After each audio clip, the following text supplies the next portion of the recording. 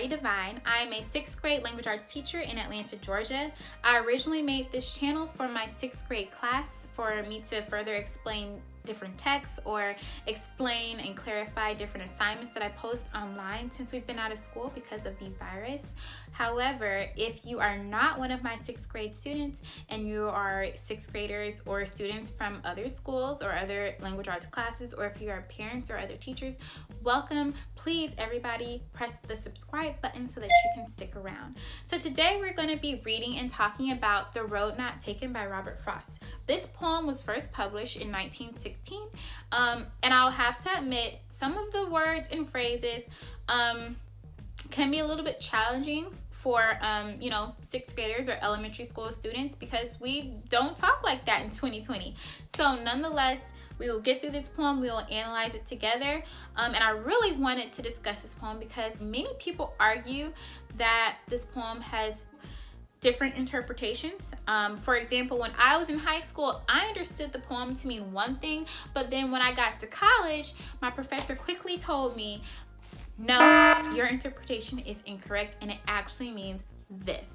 So nonetheless, we're going to discuss both interpretations and how they can be applied to the assignment at hand. So like I said, I originally posted this video, or I'm recording these videos. Hopefully this channel will grow, but originally I started this channel so that I can further explain different poems and stories and assignments and texts for my 6th grade class, and this will be here for them to refer to. Nonetheless, my class, we are using the TPCAST graphic organizer as we analyze this poem. So if you're not familiar with TPCAST, basically it's just a graphic organizer that helps you break down poetry or text for that matter. I don't think it necessarily has to be poetry. And the acronym TPCAST stands for title, paraphrase, connotation, attitude, shifts, and theme. So there are many different types of TPCAST. There are many different ways that teachers use the TPCAST graphic organizer. For example, the letters don't always mean what I have them mean on my graphic organizer, and that is perfectly fine. Whatever works best for your students in your class, right? The first letter in TPCAST stands for title. So what you'd want to do with that is you would want to look at the title of the text that you're about to analyze, and you would want to make an educated guess about what the poem is going to be about based on the title. And so if I have never read this poem, I would think that this title might mean somebody who is not choosing to take a certain path in life. I think that is what this poem would mean if I hadn't read it already based on the title. So your prediction or hypothesis or guess would go in the first box, all right? So if I were writing this and I were one of Miss Divine's students, I would put, I believe that this title means basically somebody is choosing not to take a certain path in life, period. All right, also do not forget, my students, make sure you are writing complete sentences as you complete this graphic organizer. No sentence fragments. All right, the next letter is P for paraphrase. So you will summarize the poem in your own words. So that means we have to go ahead and read the poem. All right, ready? The road not taken. 2 roads diverged in a yellow wood, and sorry I could not travel both. And be one traveler, long I stood, and looked down one as far as I could, to where it bent in the undergrowth. Then took the other, as just as fair, and having perhaps the better claim, because it was grassy and wanted wear, though as for that the passing there, had worn them really about the same. And both that morning equally lay, and leaves no step had trodden black. Oh, I kept the first for another day, yet knowing how way leads on to way, I doubted if I should ever come back. I shall be telling this with a sigh, somewhere ages and ages hence, 2 roads diverged in a wood, and I took the one less traveled by, and that has made all the difference. This poem is 4 stanzas long. It is not the longest poem. However, there's a lot of meaning behind this poem. So I know that the P stands for paraphrase. Basically, we're going to summarize it. However, students, I suggest that you read this poem several times, because even as your teacher, as I've read this poem several different times today, and I've read it many times in the past when I was a student, and new details are popping out and grabbing my attention. So I say that to say, when you're analyzing the text, do not be afraid, do not hesitate to read the text more than once to get a very good understanding and grasp of the ideas and details within the poem. If I had to paraphrase or summarize this poem in 2 to 3 sentences, I would say that the speaker of this poem is faced with choosing a path. And at first he thinks that the paths are different, then he realizes they're the same. And then he makes a choice and goes for it. That would be my interpretation of this poem in a summary, in a very brief summary. So that is what I would put in the P section. So remember, you are going to summarize this poem in maybe 2 to 3 sentences and briefly describe what's happening. You can pause this video if you need to.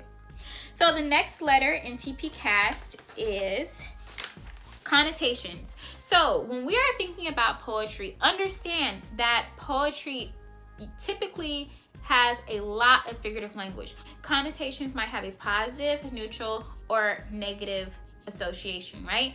Denotative meanings are basically the flat out dictionary literal meaning of words, right? So, like I said, when you think of connotations, also think of figurative language when we are analyzing poetry. So, there might not be any similes in this poem. There may not be hyperboles or idioms or alliteration. However, there is symbolism. And I know if you were in my class, we did not cover symbolism prior to us leaving school. So symbolism is when one thing stands for something else. So for example, when I hold up the peace sign, it means peace. I don't have to say it, you'll just know peace. Or for example, the color blue. The color blue can be a symbol for a baby boy, or it can be a symbol for being sad, right? What's another word that has symbolism behind it? If you have any more examples, I'm drawing a blank right now. Please comment below. All right, so nonetheless, let's think about the symbolism or symbolisms or symbols that can be used or that are used throughout the poem, right? So the road, the path. We know that the speaker might be describing a literal fork in the road or 2 paths in the woods. However, we can definitely associate the road that he describes or the paths that he describes as decisions and choices in life. So I would say that perhaps this poem is a metaphor for decisions in life, and the road is a symbol for decisions and choices, right? So symbolism, that's for sure. Also, if we're looking at connotative meanings, the word sigh. So what kind of feelings do we get when we hear the word sigh? That is in the last stanza, and I definitely think that the last stanza is a turning point for people who are trying to interpret and analyze this poem. It says, I shall be telling this with a sigh, somewhere ages and ages hence, 2 roads diverge in a wood, and I took the one less traveled by. And that has made all the difference. Is he sighing because he's relieved? Is he sighing because he's happy? Is he sighing because he's not very pleased with his decision? Or is this a neutral sigh? So this is an example of how sigh can have several meanings. The literal meaning of the word is but if we think about it in a figurative way, there can be so many other emotions attached with a sigh, right? So this definitely causes people to have many different interpretations of this poem, amongst other details in this poem. A, so describe the speaker's attitude or tone throughout the poem. So remember, the speaker's attitude or tone is basically how they're feeling about the topic based on word choice. We do not hear Robert Frost saying this poem out loud to us right now, unless you've located a recording on YouTube or something.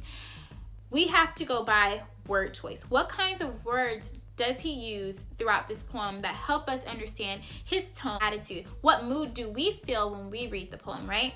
So personally, I feel as though the speaker is very indecisive, all right? He's saying, you know, well, this road looks very worn, but this road is equally as worn, and well, I guess I'll go with this road, and yeah. Nonetheless, I would definitely say that his tone, his attitude is very indecisive. And that leads us to the shift. Does he stay indecisive throughout the poem, or does he start off indecisive and end one way, or vice versa, right? So I personally think that his tone pretty much stays the same throughout the poem. So for the S section,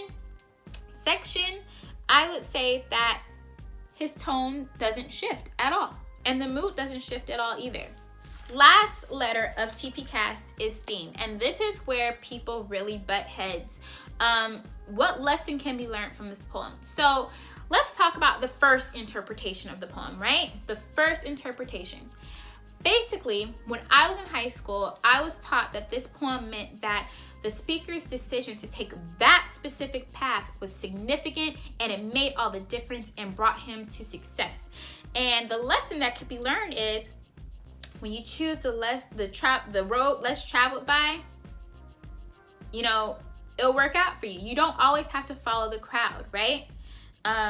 And honestly, we can see examples of that all the time. When people choose not to follow the crowd, when people choose to be unique and make their own decisions, things work out for them, typically, sometimes, right?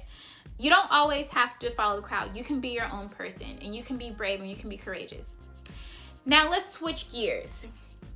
The next the other interpretation of this poem is that the speaker went out on a whim, took a chance, and randomly chose a path. Both paths look the same. Both paths were equally as worn, not much at all. But he decided on a particular one by chance, and that's made all the difference. So perhaps this lesson for this interpretation of the poem is take a chance. You know, you might be indecisive at first, but take a chance, because inaction is the worst decision you can make. Choosing not to move, choosing not to make a decision is worse than making the wrong decision. Choose something, right? Make a decision. So, with that being said, if you are one of Miss Divine's students and you've come here for extra help, hopefully this video helped you understand the poem a little bit better. And if you are not one of my students, still, I hope that this video helped you analyze the poem and helps you basically understand the various interpretations of this poem. If you have a different interpretation, or you want to further explain or analyze, please comment below. Thanks. Make sure you subscribe.